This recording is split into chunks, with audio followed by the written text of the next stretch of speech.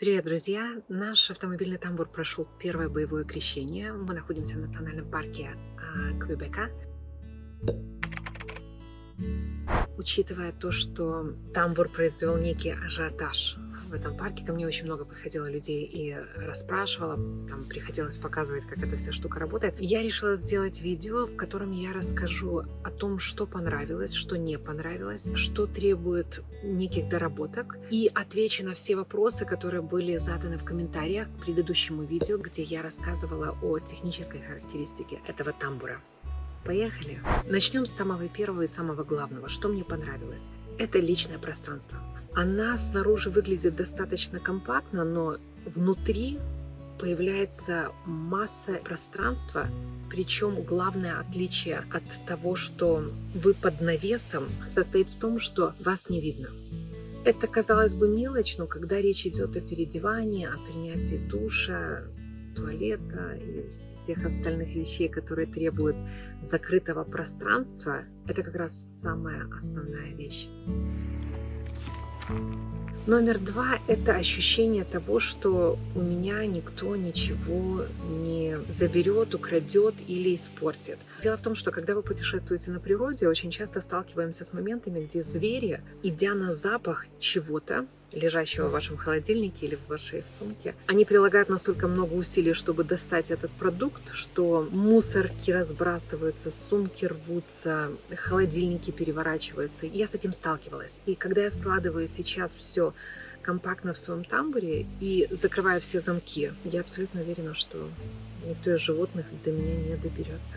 Номер три. Устройство замков. В тамбуре они встречные, и это всегда дает возможность открыть небольшую щель для проводов.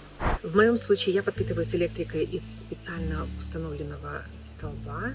Если, напротив, вы находитесь на внешней стороне, и вам нужно запитать свой электроприбор или лаптоп из внутренней батареи, которая установлена в машине, опять же, вот этот маленький просвет, он дает вам возможность кинуть провода, причем его можно кинуть через окно или через пол. При этом герметика всей конструкции, если мы говорим о дожде, она не страдает совершенно.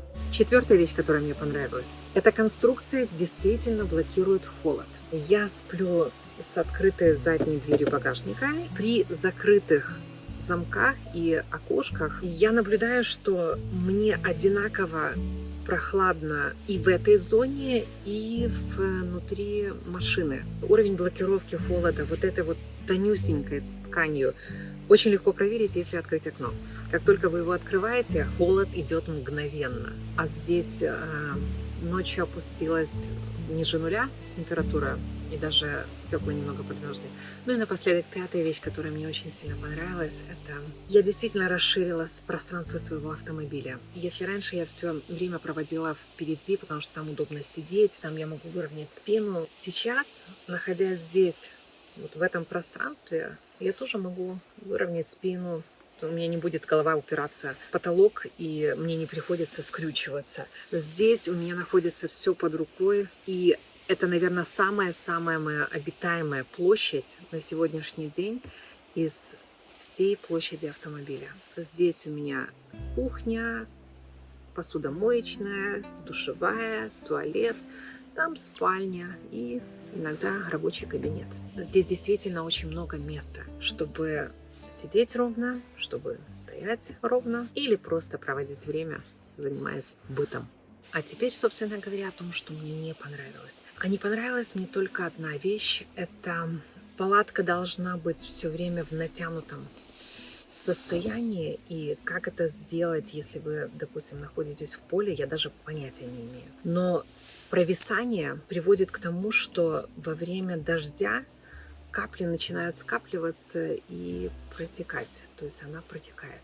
Интересно, когда я полностью натягивала палатку, чтобы не было никаких вот этих вот изгибов, протекания не наблюдалось даже при серьезном ливне. Если речь идет об очень серьезном ливне, нужно подумать о том, чтобы как-то преградить или какую-то, я не знаю, там целлофановую дополнительную штору ставить, чтобы вот эти вот капли не залили вам все это нижнее пространство. Это единственное нарекание на сегодняшний день, которое палатка получила спустя того, как мы побывали при ливне, при мелком дожде, при слабеньком ветре, надо сказать, что ветер на нее не влияет никак, она достаточно герметична, и я ожидала большей парусности. Как ее натягивать, это вопрос. А теперь, собственно говоря, давайте я отвечу на вопросы, которые вы задавали в комментариях к предыдущему видео. Первый самый распространенный вопрос был о том, подходит ли эта палатка для моей марки автомобиля.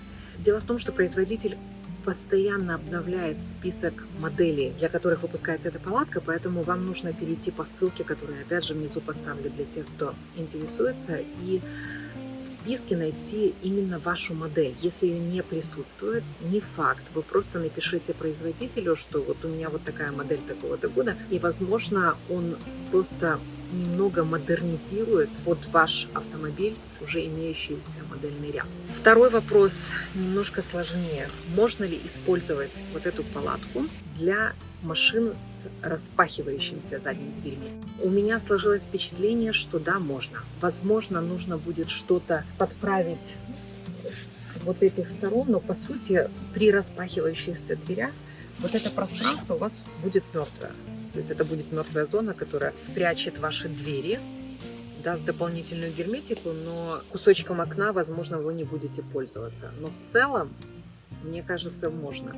Вся конструкция, она строится на основной несущей дуге. Вот эта дуга, она как раз вот соединяется на уровне окончания заднего бампера машины. То есть вот задний бампер, он полностью накрывается.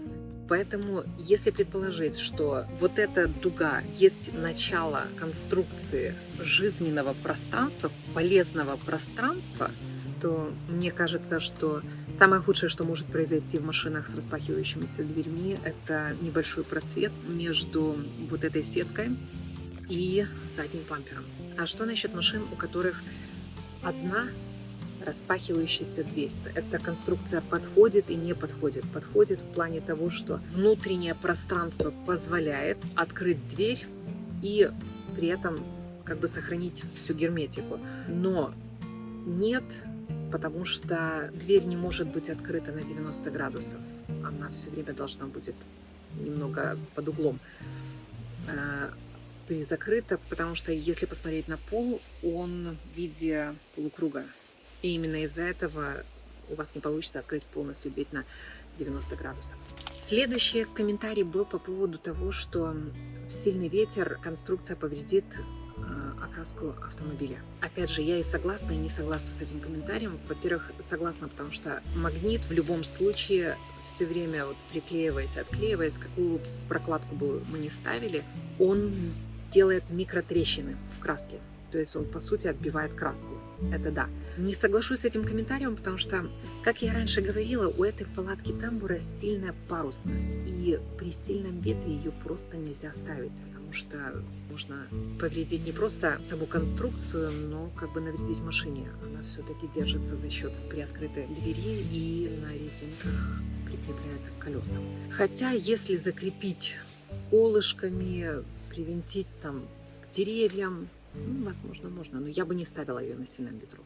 Второй комментарий про дуги этой палатки, они через время проржавеют. На самом деле это не так. Единственное, что я боюсь по отношению к дугам этой палатки, того, что они в какой-то момент, где-то я приложу больше физической силы, и они треснут. И как их восстанавливать дальше, я понятия не имею. Но сама дуга, она сделана из специфического материала, который не есть железо и который не ржавеет. Ну и еще один комментарий был по поводу того, что вы замахаетесь ее складывать, раскладывать. Опять же, здесь есть доля правды, потому что ее очень легко складывать, когда она сухая. Но ее очень сложно складывать, когда она мокрая и ткань прилипает друг к другу. Вот там, конечно, да, там головной боли очень много. А в принципе, если она сухая, это просто привыкнуть в технике, какую букву, какой стрелочки нужно соединять, и она очень легко складывается. Ну и самый последний комментарий о том, как мы взаимодействовать будем с насекомыми. Комары, мухи и еже с ними. На самом деле, если все время входить в палатку, то насекомые обеспечены в любом помещении. Я думаю, что я ответила на все ваши вопросы, которые вы задавали в комментариях. Опять же, если у вас появились новые комментарии или вопросы относительно тамбура, обязательно оставляйте их внизу. Я читаю, я отвечаю на них. Если я буду выпускать следующее видео об автомобильном тамбуре или автомобильных палатках, я обязательно отвечу на все ваши вопросы в видеоформате. На этой ноте я с вами прощаюсь. Спасибо, что были у меня на канале. И, как всегда, с вами была Оксана Луценко. До следующего выпуска.